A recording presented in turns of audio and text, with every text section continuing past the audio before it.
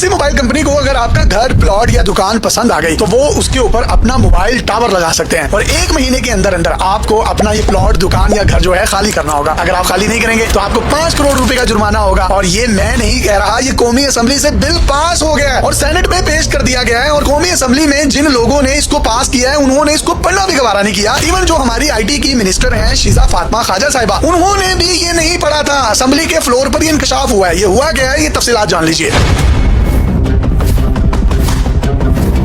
ये bill IT की minister Sheeza Fatima खाजा साहिबा की जानिब से कौमी असेंबली में पेश किया गया और इसका नाम है पाकिस्तान टेलीकम्युनिकेशंस रीऑर्गेनाइजेशन बिल। इस बिल को कौमी असेंबली से पास करवा लिया गया है और जब ये सेनेट में पहुंचा तो वहाँ सेनेटर पलवशा खान, सेनेटर अफनानुल्लाह खान और सेनेटर सादिया अब्बासी साहिबा ने इस बिल पर एतराज उठाया और पाकिस्तानियों को एक बहुत बड़े धचके से बचा लिया। इस बिल की शिक 27 भी पाकिस्तानियों को जो उनका राइट ऑफ प्रॉपर्टी है, जो उनकी निजी प्रॉपर्टी है, वो जिसके मालिक है, उनको उनके इस हक से महरूम किया जा रहा है।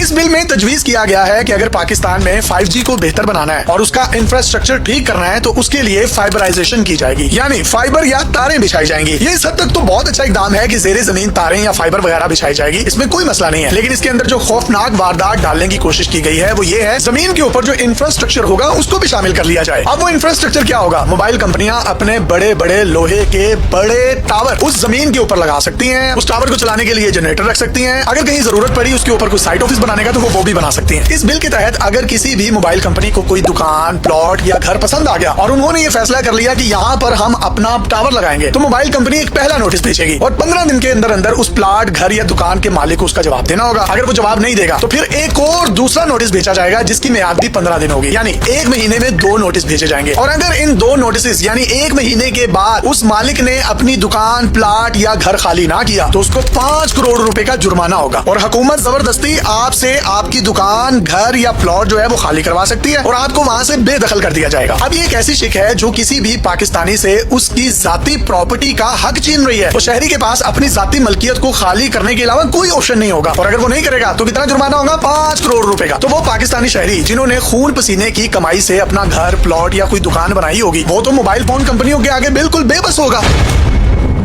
अब फर्ज करें किसी का रिश्तेदार उस मोबाइल कंपनी में लग गया और उसकी किसी के साथ मुखालफतबाजी या रिश्तेदारी थी और वो कंपनी को कह देता है कि जी इस जगह पर आप अपना मोबाइल टावर लगा लें, तो जो मुखालिफ होगा वो अपनी दुकान, प्लॉट या घर जो है वो खाली करने पर मजबूर होगा। नहीं करेगा तो उसको 5 करोड़ रुपए का जुर्माना हो जाएगा और उस शख्स की भी तस्कीन हो जाएगी जिसकी किसी के साथ मुखालफतबाजी थी या किसी का शरीका था। और इससे भी हैरानकुन बात यह है कि जब ये बिल सेनेट में पेश किया गया तो सेनेटर्स की जानिब से कहा गया कि ये शिक आपने 27 भी पढ़ी है जिसमें बाकायदा तौर पर आप किसी भी पाकिस्तानी शहरी से उसकी प्रॉपर्टी की मलकियत छीन रहे हैं, जिस पर मिनिस्टर IT शीजा फातिमा साहिबा ने कहा कि कहां पर है ये बात लिखी हुई? मैंने तो नहीं देखी, बताएं कहां है।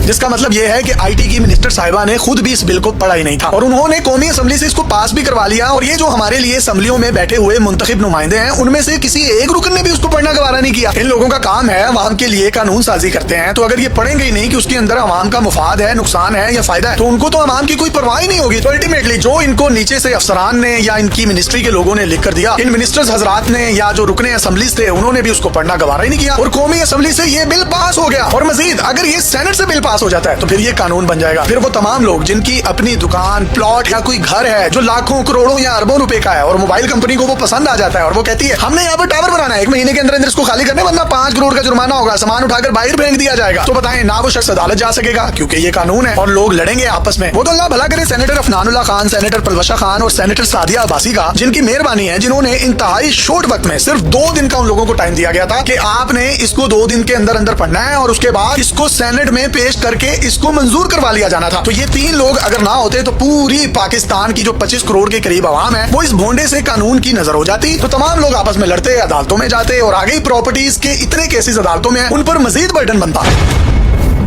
अब इस बिल को वापस भेज दिया गया है, इसके इंफ्रास्ट्रक्चर के हवाले से तरामीम की जाएंगी। आप 5G की बेहतरी के लिए इकदाम जरूर करें, लेकिन वो इकदाम किसी की जाती मलकियत, प्रॉपर्टी, प्लॉट, दुकान, कमर्शियल या किसी भी घर के इवज नहीं होनी चाहिए। पाकिस्तान में पहले ही लोग इन्वेस्टमेंट नहीं करते और अगर ये कानून खुदा ना खास्ता बन जाता तो पाकिस्तान में किसने घर खरीदना था, किसने प्रॉपर्टी खरीदनी थी, किसने प्लॉट लेना था। एक तरफ आप रियल एस्टेट इंडस्ट्री को बूम देने के लिए बड़े बड़े इकदाम का ऐलान कर रहे हैं और दूसरी तरफ आप इस तरह के बिल